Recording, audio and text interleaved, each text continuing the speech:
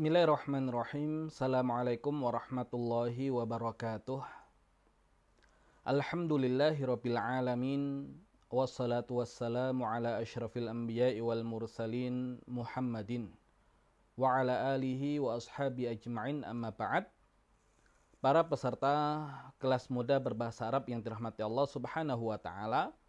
Alhamdulillah, di pertemuan yang sebelumnya sudah kita bahas tentang dhamir munfasil sebagai pembahasan utama yang ada di bab 1, dan insya Allah di pertemuan kali ini kita masuk kepada pembahasan latihan-latihan yang ada di bab 1.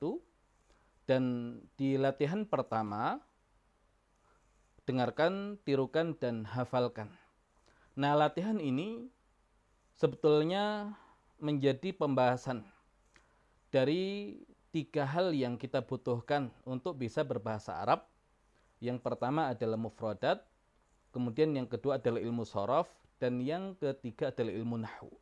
Dan di latihan pertama ini kita akan diberikan bahan baku yang dalam hal ini adalah kosakata atau mufradat.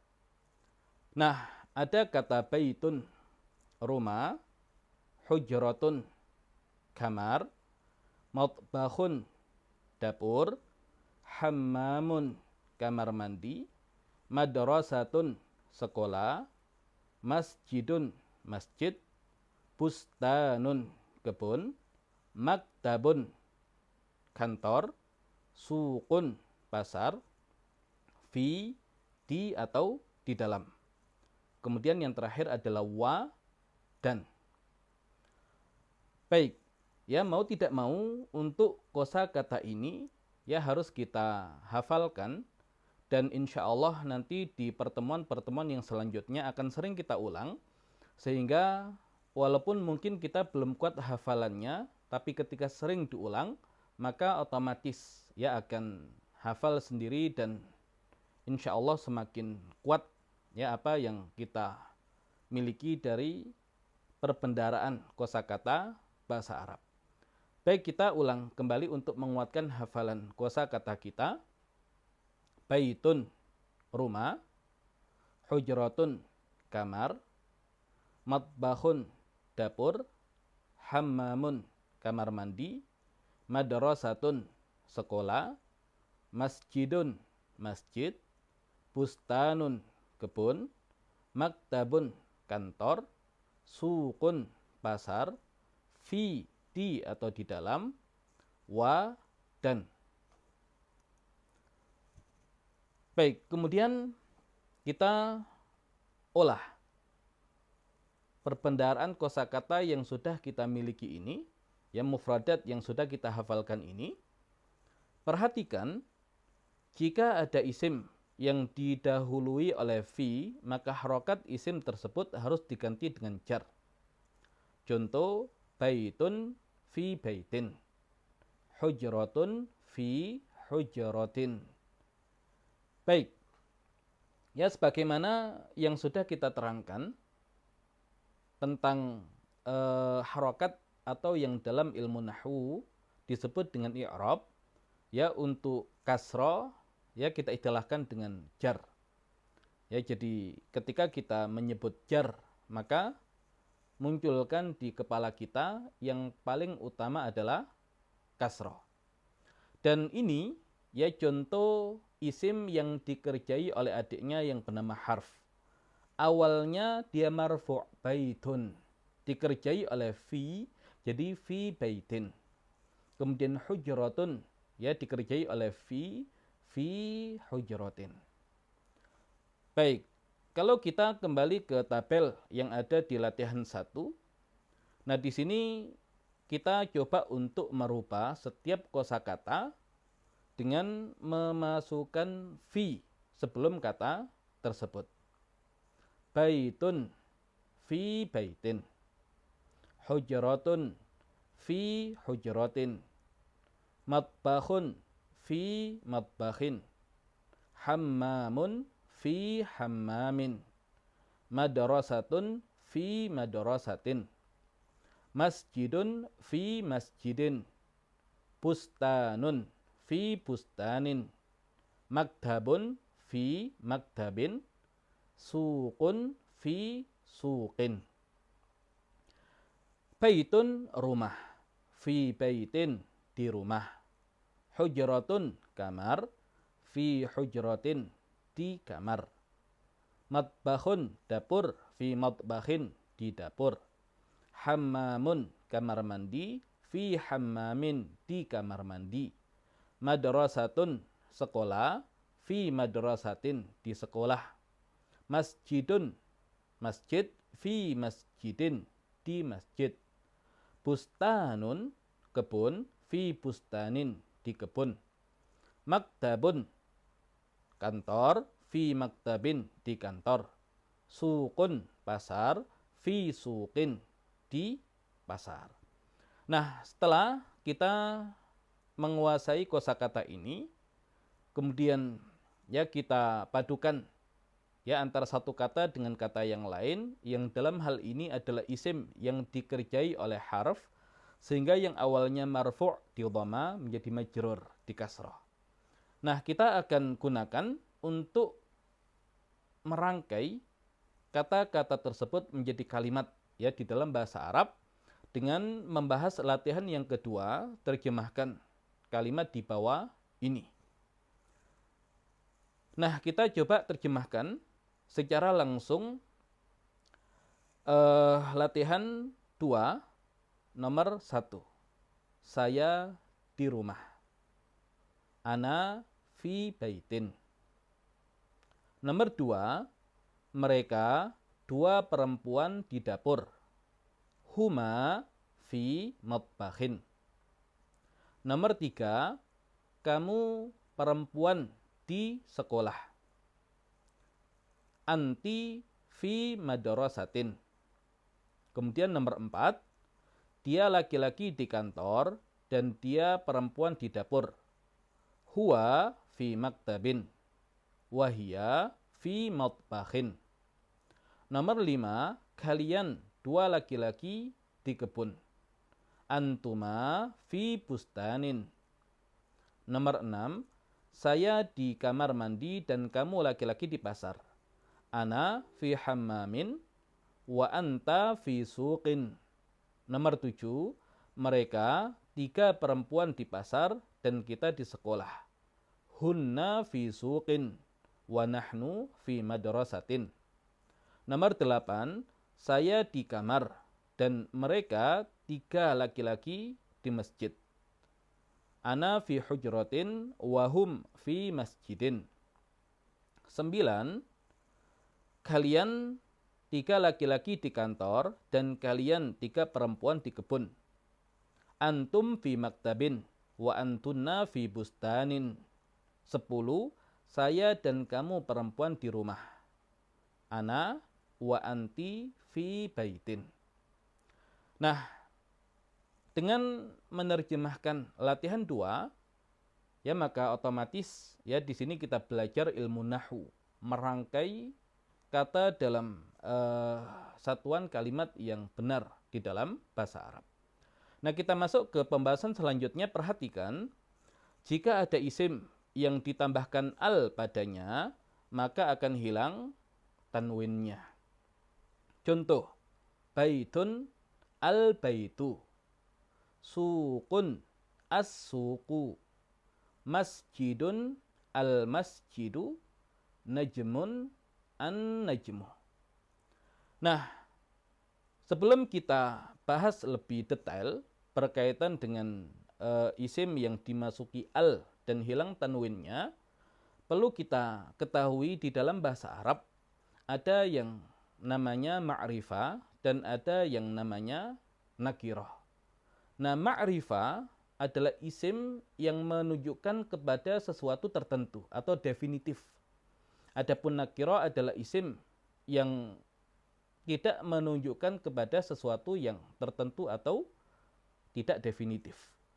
Nah, nakirah biasanya tidak ada alnya, maka bertanwin. Nah, ketika dimasuki al, ya maka hilang tanwinnya, dan salah satu tanda isim itu adalah ma'rifah adalah adanya al. Jadi kalau kita menyebut baitun rumah, maka maknanya adalah rumah secara umum. Tapi kalau al-baitu, maka rumah yang dimaksud adalah rumah yang spesifik atau tertentu.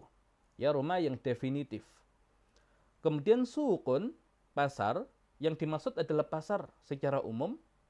Kalau as-suqu, berarti yang dimaksud adalah pasar tertentu yang diketahui oleh orang yang diajak berbicara.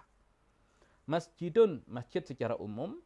Al-masjidu, ya masjid tertentu yang dipahami oleh orang yang diajak berbicara. Najmun, bintang secara umum. An-najmu, nah dia bintang ya secara khusus yang diketahui oleh orang yang diajak untuk berbicara. Nah, kalau kita kembali lagi ke latihan yang pertama, di kosakata yang ada di tabel, semuanya tidak ada alnya. Ya, berarti masih nakiroh. Nah, kita jadikan ma'rifat lebih dahulu. Baitun al-baitu. Hujratun al-hujratu. Matbahun al-matbahu. Hammamun al-hammamu. Madrasatun al-madrasatu. Masjidun al-masjidu. Bustanun al-bustanu. Maktabun al-maktabu. Suqun as-suqu. Nah, berarti sekarang ya untuk latihan 1 ya semuanya sudah ada alnya. Nah, sekarang kita coba masukkan fi sebelum kata-kata tersebut. Al-baitu fil baiti. Al-hujratu fil hujrati. Al-matbahu fil matbahi. Al-hammamu fil hammami. Al-madrasatu fil madrasati. Al-masjidu fil masjidi. Al-bustanu fil bustani. Al-maktabu fil maktabi. As-suqu fis suqi. Nah, sekarang ya kita terjemahkan untuk latihan 2, namun dengan menggunakan isim yang ma'rifah, isim yang sudah dimasuki al, ya sehingga hilang tanwinnya. Nomor 1, saya di rumah. Ana fil baiti. Nomor 2, mereka, 2 perempuan di dapur. Huma fil matbahi. Nomor 3, kamu perempuan di sekolah. Anti fil madrasati. Nomor 4, dia laki-laki di kantor dan dia perempuan di dapur. Huwa fil maktabi wahiya fil matbahi. Nomor 5, kalian 2 laki-laki di kebun. Antuma fil bustani. Nomor 6, saya di kamar mandi dan kamu laki-laki di pasar. Ana fil hammami wa anta fis suqi. Nomor 7, mereka 3 perempuan di pasar dan kita di sekolah. Hunna fis suqi wa nahnu fil madrasati. Nomor 8, saya di kamar dan mereka 3 laki-laki di masjid. Ana fil hujrati wa hum fil masjidi. 9, kalian 3 laki-laki di kantor dan kalian 3 perempuan di kebun. Antum fil maktabi wa antunna fil bustani. Nomor 10, saya dan kamu perempuan di rumah. Ana wa anti fil baiti.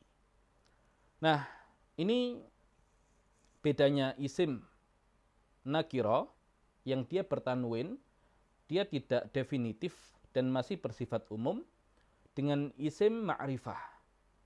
Dimasuki al, ya hilang tanwinnya dan secara makna dia menunjukkan kepada sesuatu yang bersifat tertentu atau definitif. Nah, kalau kita kembali ke contoh, baitun al-baitu. Masjidun al-masjidu. Alnya nampak. Ya, ini tidak ada kaitan dengan makna, tapi lebih kepada pelafalan yang biasanya kalau alnya itu nampak disebut al-qamariyah. Kemudian contoh yang sebelah kiri, suqun as-suqu, najmun an-najmu. Alnya tidak nampak, yang biasanya al yang seperti ini disebut dengan al-asyamsiyah.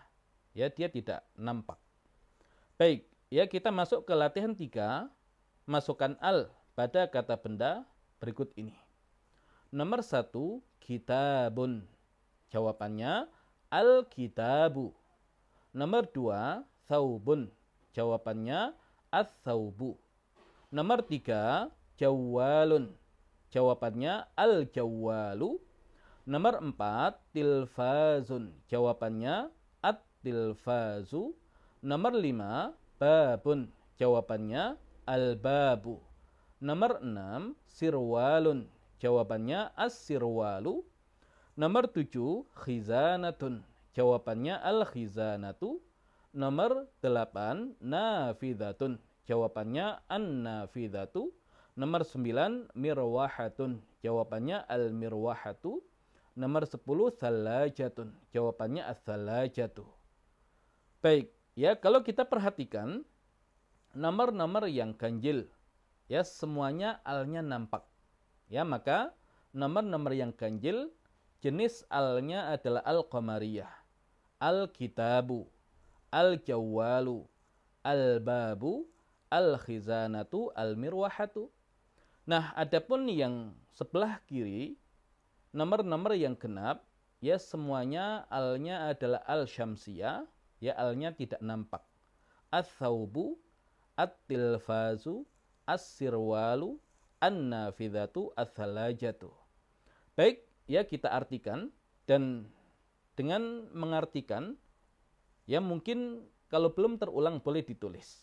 Tapi kalau sudah terulang kosakata tersebut, ya tidak perlu ditulis, dan itu untuk menguji apakah kita sudah menghafal kosakata tersebut atau belum. Dan nanti insya Allah akan sering terulang, dan pola seperti itu ya terus digunakan.